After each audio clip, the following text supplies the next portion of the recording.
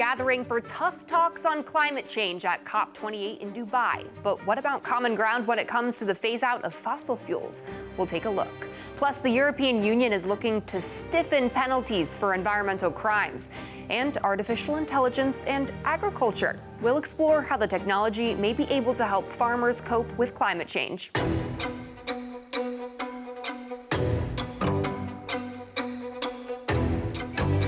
And welcome to EarthX News, where we focus entirely on sustainability and the environment. I'm your host, Christina Thompson.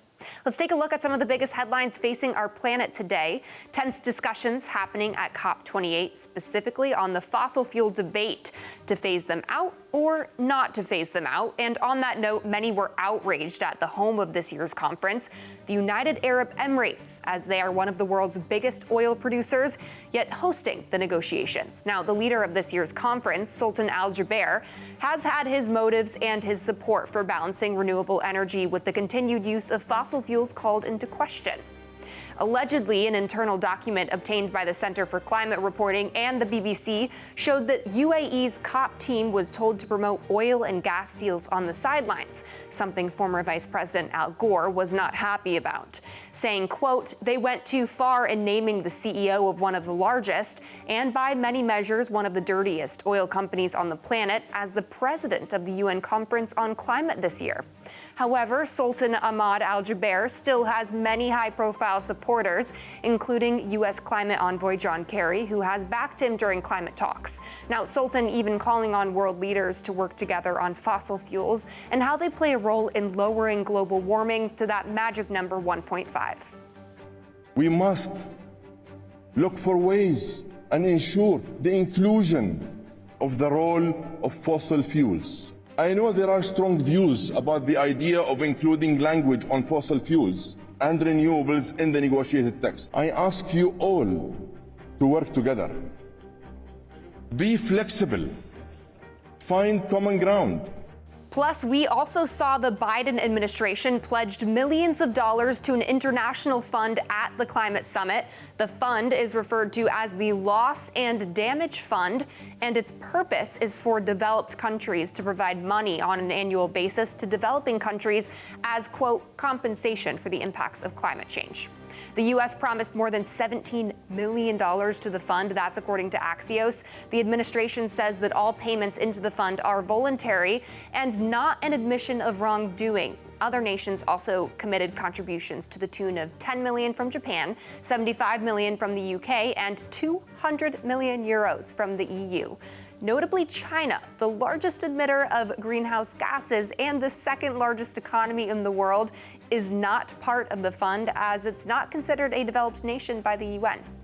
The European Union is cracking down on environmental crimes, making certain environmental infractions illegal and ramping up the penalties. The new rules are meant to expand upon the Union nation's existing environmental laws, criminalizing 9 new specific offenses, including illegal logging, the introduction of invasive species, and illegal water withdrawals.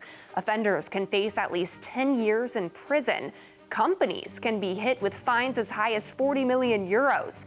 Environmental misdeeds make a lot of organized crime rings a lot of money. In fact, they are among the top 4 types of criminal activity worldwide, costing over $1 trillion per year. That's according to the World Bank. Meanwhile, the Biden administration recently announced new requirements for highway emissions regulations. The new rule, in addition to the bipartisan infrastructure law established by the Federal Highway Administration, requires state and local transportation agencies to create greenhouse gas reduction targets for federal-funded road projects. In addition, the department has also provided a framework for state agencies to track transportation-related emissions, which then allows them to reach their goals and gain access to the more than $27 billion in funding available through the law. A recent big oil spill in the Gulf of Mexico right off of Louisiana is concerning environmentalists. The U.S. Coast Guard says about 1.1 million gallons of oil may have been discharged from a pipeline system. That pipeline has since been shut down. As of late November, the Coast Guard said none of the oil had reached land, but its impact on wildlife is unknown. The pelicans I observed were still active, potentially capable of flying away if someone were to go and try to capture them. So, and I wasn't in position on that vessel to to capture them and try to bring them in. The captain made very specific statements about the oil in the environmental conditions that we experienced with the high wind and the high sea state, how that would react and be changed into very, very small droplets and float within the top several feet of the water column. An environmental group described the 1.1 million gallons of oil lost as, quote, huge.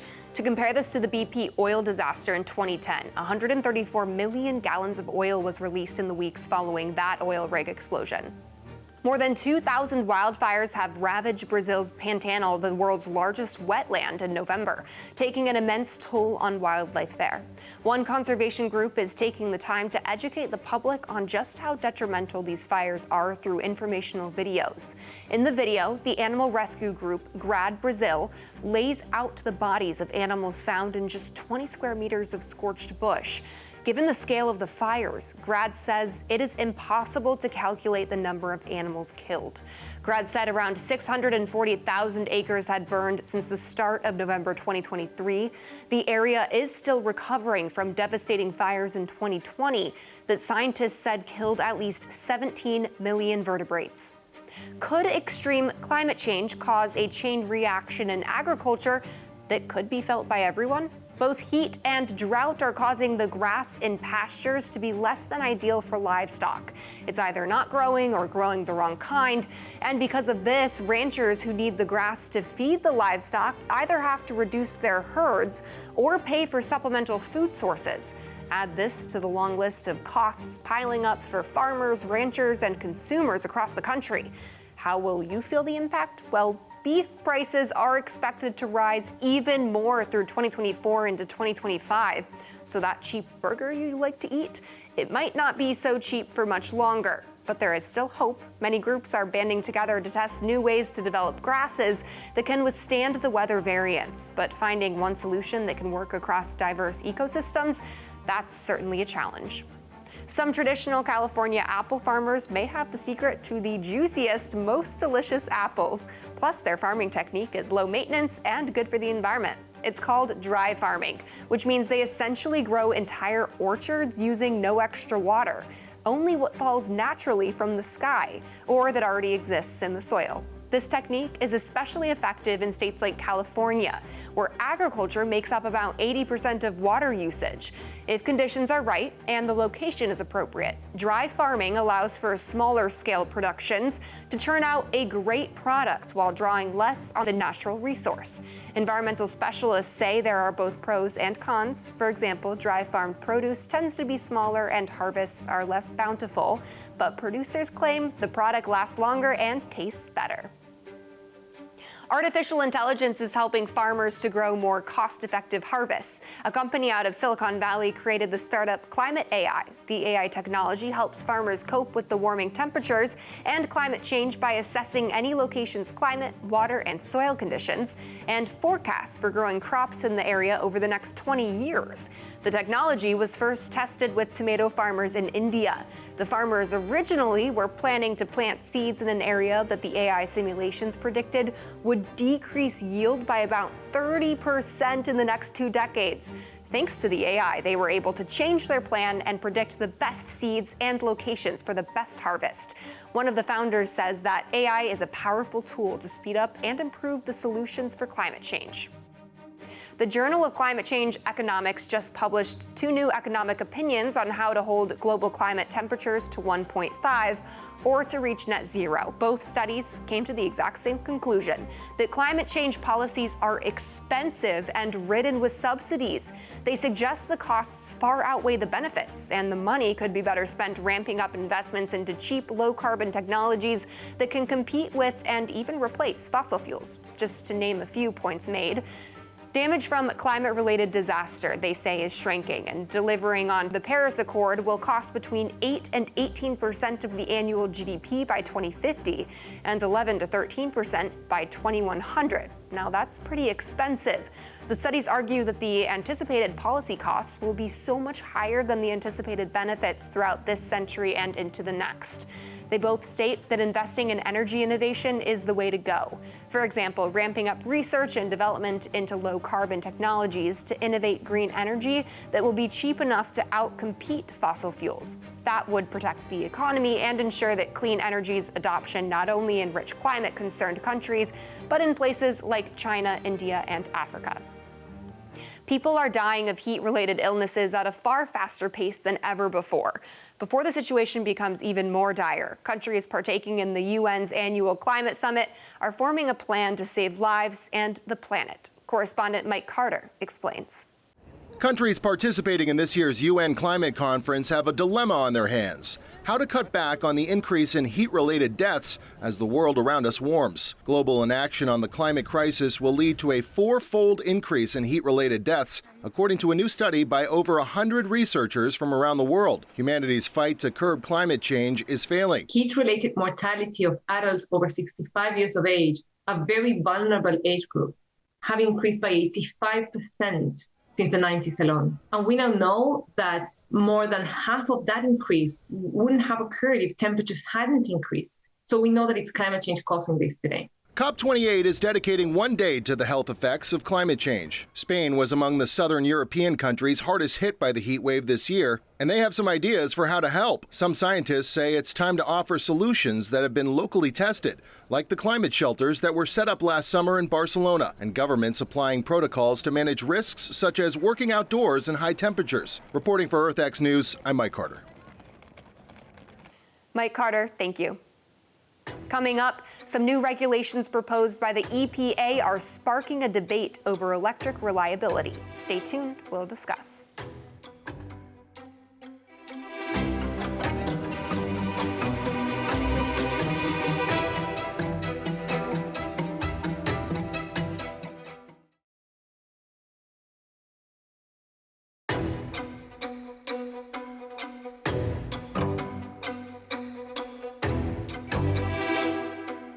Welcome back. A startup in Sweden is aiming to reduce the carbon footprint with a faster and greener commute. Electric boat maker Candela has developed a new high-speed passenger ferry. Developers say the new P12 vessel can go as fast as 30 knots. That's about 34 miles per hour. It'll travel just over 65 miles on a single charge, use about 80% less energy, and slash some commuting times by 30 minutes. So how does it go so fast? Well, the company says the boat's carbon fiber hydrofoil wings allow it to travel above the water, reducing drag. The P12 is still in testing, but is set to start service between Stockholm and a local suburb in July. A new technology may change the way we charge electric vehicles, and it's being developed and tested in Michigan. Crews in Motor City recently installed what's billed as the nation's first wireless charging public roadway beneath a street just west of downtown Detroit. The new quarter-mile corridor is equipped with copper coils, which allow vehicles outfitted with a special receiver to charge up their batteries while driving, idling, or parking above the coils. The Israel-based company who created the technology says that the electric road is safe for drivers, pedestrians, and wildlife, and that the coils only activate when a vehicle with an approved receiver passes over them. As the push for renewable energy projects grows along with the demand to get them connected to the grid, electric reliability is emerging as a major concern among some members in the power industry after the EPA recently proposed a new set of carbon pollution rules aimed at regulating the greenhouse gas from power plants. Joining us now to discuss is the former chief of staff at the U.S. Environmental Protection Agency, Mandy Gunasekara. Yeah, it's great to be with you. Mandy, some are saying that the new rules aimed at cutting emissions from existing power plants is unworkable. Why is that? Yeah, I'd agree that they are unworkable, partly because this is getting EPA back into the position of forcing a fuel shift. If you were to shut down one coal-fired power plant or one natural gas plant, it takes a massive amount of wind energy or green hydrogen to actually replace it. And at the end of the day, we don't have the infrastructure to incorporate that in a workable way to where electricity could continue to be stable, to be reliable, and accessible in terms of being affordable. With how the grid is set up in the U.S., it's not just as simple as plugging in wind or solar to the existing infrastructure, is it? So what needs to change? I mean, in order for some challenges with getting our current renewable sources to the existing grid. And you're right to point out, Christina, that you can't just plug this into the existing system. And one of the biggest problems with updating our infrastructure is something called the National Environmental Protection Act, NEPA, which was a good idea. It's a statute on the books. It was a good idea put in place to ensure that as big projects are developed and built out, that they are done with a nod towards their impact on the surrounding environment. But the problem is this rule or this law, and now the rules that have come from it, have been on the books for so long, they've been abused to ultimately be a barrier to any type of infrastructure development. So whether it's transmission lines, whether it's pipelines, whether it's the bits and pieces that are necessary for the whole system to be connected and actually work, you have a bureaucratic barrier where the permits that are required to build out this type of infrastructure that's necessary for wind, solar, and fossil fuels or anything else, it's going to take years to actually get off the ground by virtue of the stalemate that occurs among the various agencies and really holds up important projects. And it's really created a time issue in terms of getting permits issued that are necessary for the types of projects to be built out to modernize or even change out our existing grid infrastructure. Grid operators are worried that fossil plant retirements are accelerating too quickly to ensure that there are enough resources available to replace them. So how do we address their concerns? And are there any solutions to either slow the pace or adjust the grid to accommodate the country's energy and emissions goals? The stated goal should be to reduce emissions by X and then let the technologies that are out there achieve that.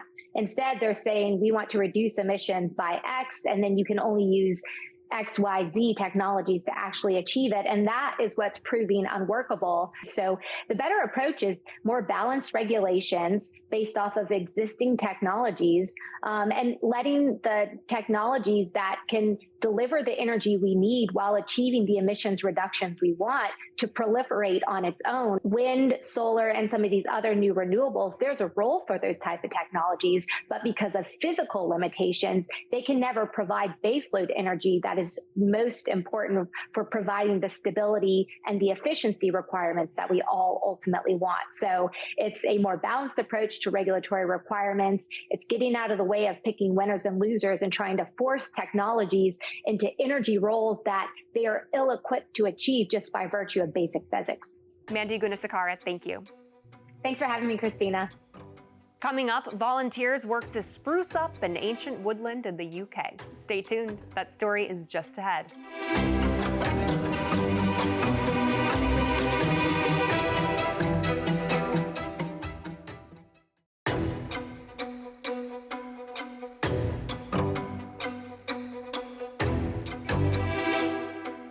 A revitalization project is underway to help restore a centuries-old woodland site in England, and the initiative may even prove to be therapeutic for some of the volunteers. Alex Salvi has more.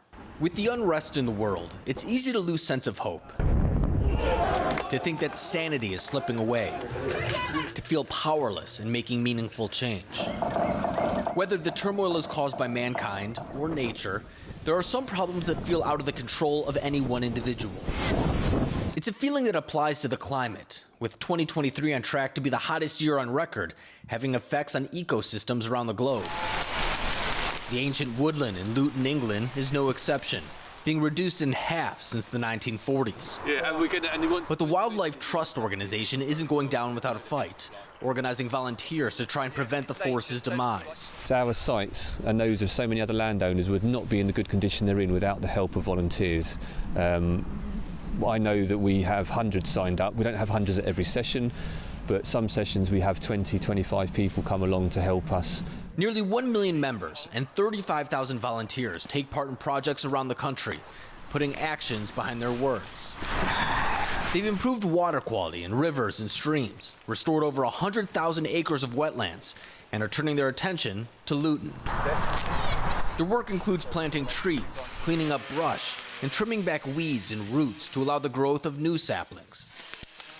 The manual labor can be hard and time-consuming, but for volunteers that can see the product of their work and the possibility of a better future for their communities, it's time well spent. So getting out into nature reserves, getting hands-on, dirty hands in the mud, and really feeling like you are working with the environment.